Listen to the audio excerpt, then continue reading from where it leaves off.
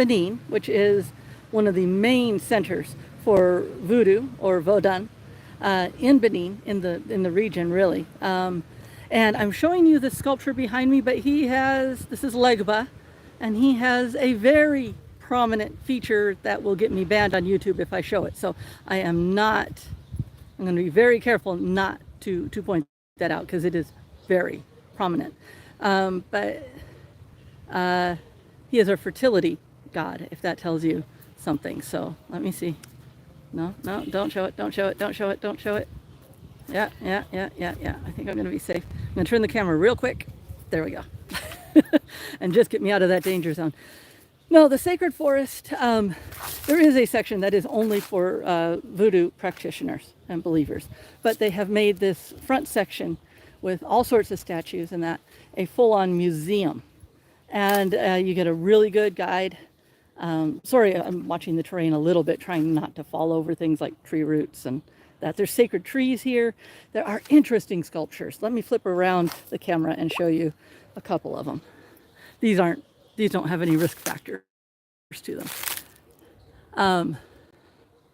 This is the rainmaker god, but not just rainmaker. The red cane starts the rain.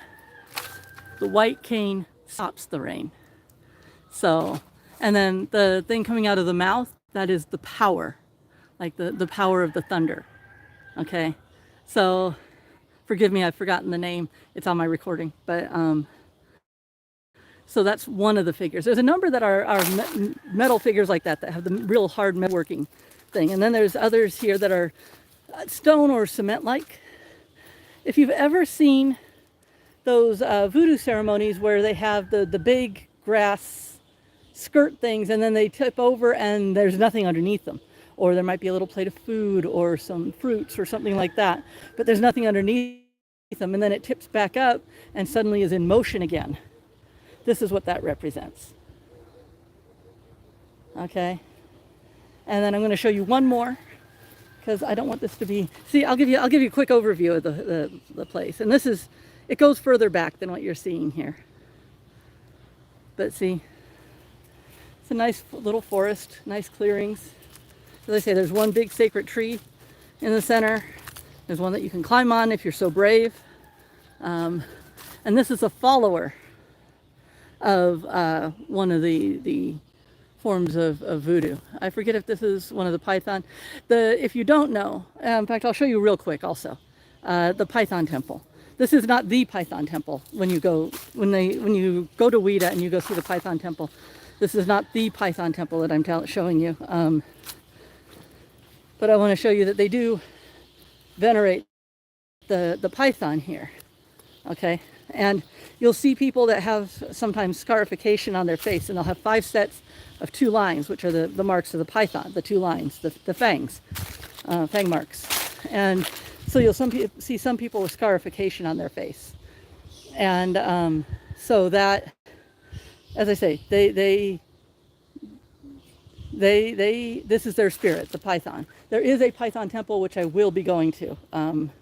And last time we went, got to hold a python. So it was pretty cool.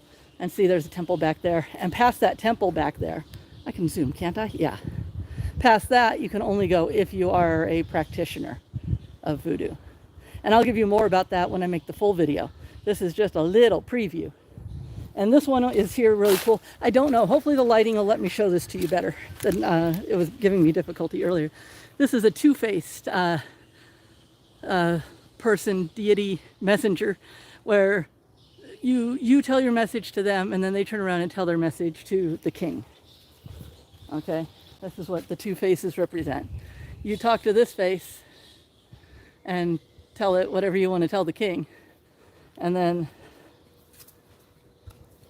this face, that the sun is fighting me here, this face goes and tells the king.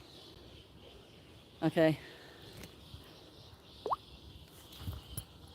and that's just some of the stuff that's here to see. This is my second time here, and it's been cool both times. And the guy, the guide speaks good English, not perfect English, but very good English. So you don't have any problems there. And it's just a really good tour. It's a really nice space. And it's very interesting. You get to learn about all the different little deities. I say little, I mean all the different deities. I mean that in the sense of there's a lot of them. And all the different traditions. You know, there's a lot of tradition going on here. So that is your look at the sacred forest in Ouidah. I hope you've enjoyed it.